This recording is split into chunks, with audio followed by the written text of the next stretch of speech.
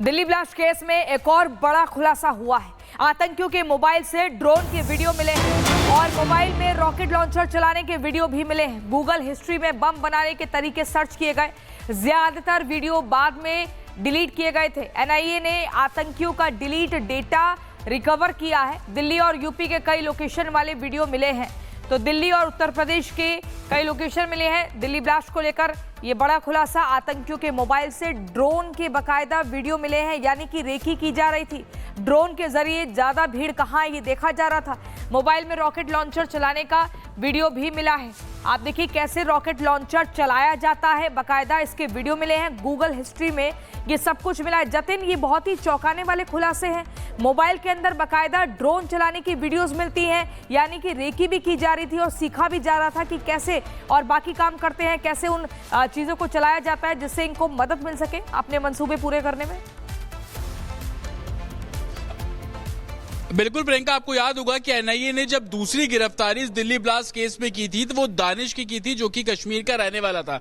दानिश जो कि trend technician था, लेकिन वो हमास पैटर्न के जरिए भारत में आतंकी गतिविधियों को अंजाम देने वाला था। वो हमास पैटर्न क्या था? वो हमास पैटर्न ये था कि ड्रोन के जरिए जो विस्फोटक है वो ड्रोन में लगाया जाए और उसके बाद अलग अलग लोकेशंस पर वो धमाके जो है वो किए जा सके। छोटे रॉकेट जो लॉन्चर्स हैं उसको क्रिएट करने की कोशिश की जा रही थी और बाकायदा उसके लिए अलग अलग लोकेशन की रैकी और इक्विपमेंट्स को अरेंज करने का जो काम था वो मुजम्मिल और व्हाइट कॉलर टेररिज्म कर रहे थे। लेकिन अब जिस तरीके से डॉक्टर मुजम्मिल के फोन से खुलासे हो रहे हैं, डॉक्टर शाहीन के फोन से खुलासे हो रहे हैं और खास तौर पर उनकी डिलीटेड हिस्ट्री को खंगाला जा रहा है, गूगल सर्च हिस्ट्री को खंगाला जा रहा है, तो इसी तरीके के पैटर्न जो सिक्योरिटी फोर्सेस को मिल रहे हैं। 200 से भी ज्यादा जो वीडियोस हैं डिलीट कर दी गई थी, उसको रिट्रीव किया गया तो पता लगा कि विस्फोटक किस तरीके से बनाना है उसके वीडियोस थे। लेकिन सबसे बड़ी बात, दिल्ली, एनसीआर, यूपी के कुछ ऐसे इलाकों के ड्रोन फुटेज भी सिक्योरिटी फोर्सेस को मिले जो कि रैकी करके इंतजाम जो इसका जो है वो किया गया था।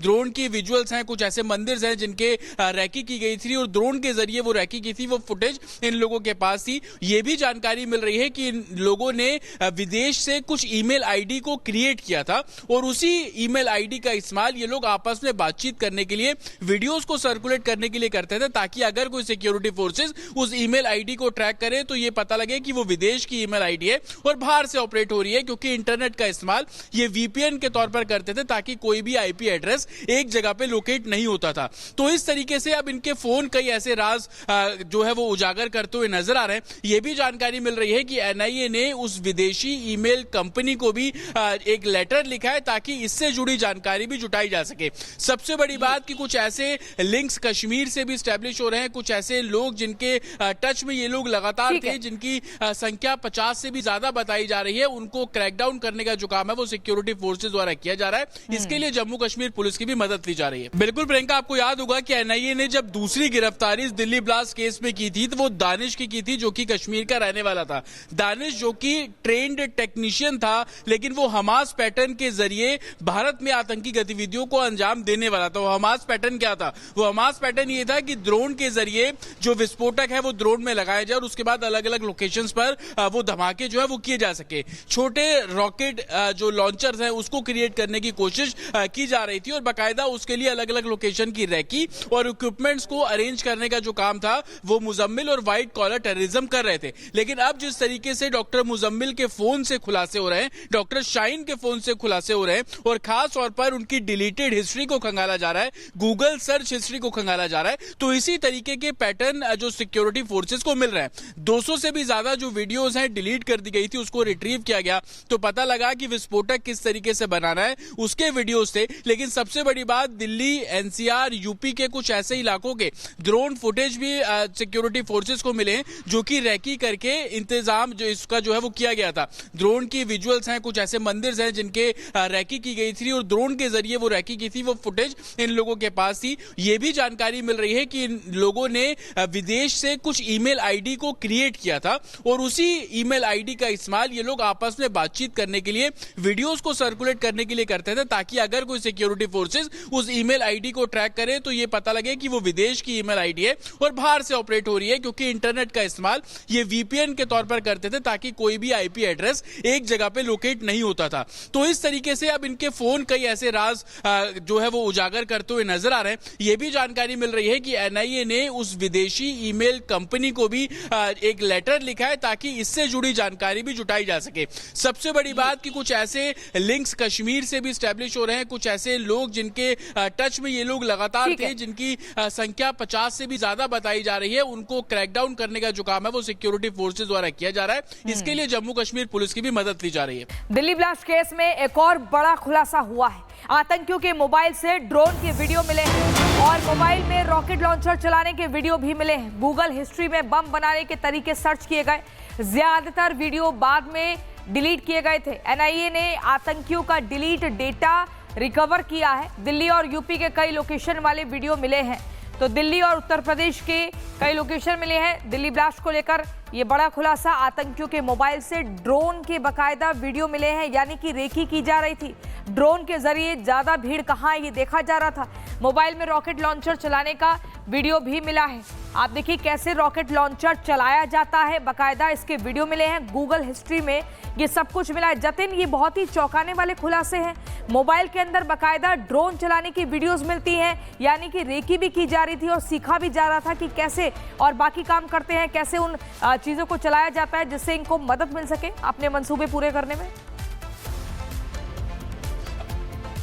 बिल्कुल प्रियंका, आपको याद होगा कि एनआईए ने जब दूसरी गिरफ्तारी इस दिल्ली ब्लास्ट केस में की थी तो वो दानिश की थी, जो कि कश्मीर का रहने वाला था।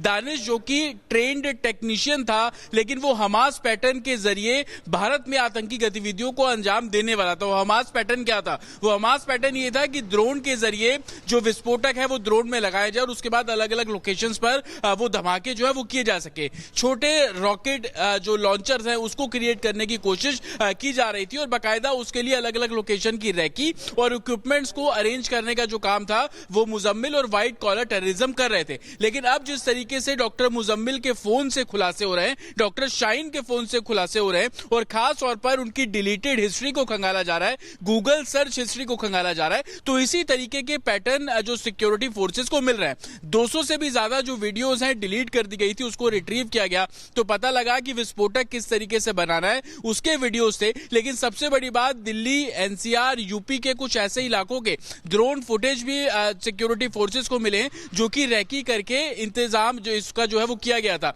ड्रोन की विजुअल्स हैं, कुछ ऐसे मंदिर हैं जिनके रैकी की गई थी और ड्रोन के जरिए वो रैकी की थी, वो फुटेज इन लोगों के पास थी। ये भी जानकारी मिल रही है कि इन लोगों ने विदेश से कुछ ईमेल आईडी को क्रिएट किया था और उसी ईमेल आईडी का इस्तेमाल ये लोग आपस में बातचीत करने के लिए, वीडियोस को सर्कुलेट करने के लिए करते थे, ताकि अगर कोई सिक्योरिटी फोर्सेस उस ईमेल आईडी को ट्रैक करे तो ये पता लगे कि वो विदेश की ईमेल आईडी है और बाहर से ऑपरेट हो रही है, क्योंकि इंटरनेट का इस्तेमाल ये वीपीएन के तौर पर करते थे ताकि कोई भी आईपी एड्रेस एक जगह पे लोकेट नहीं होता था।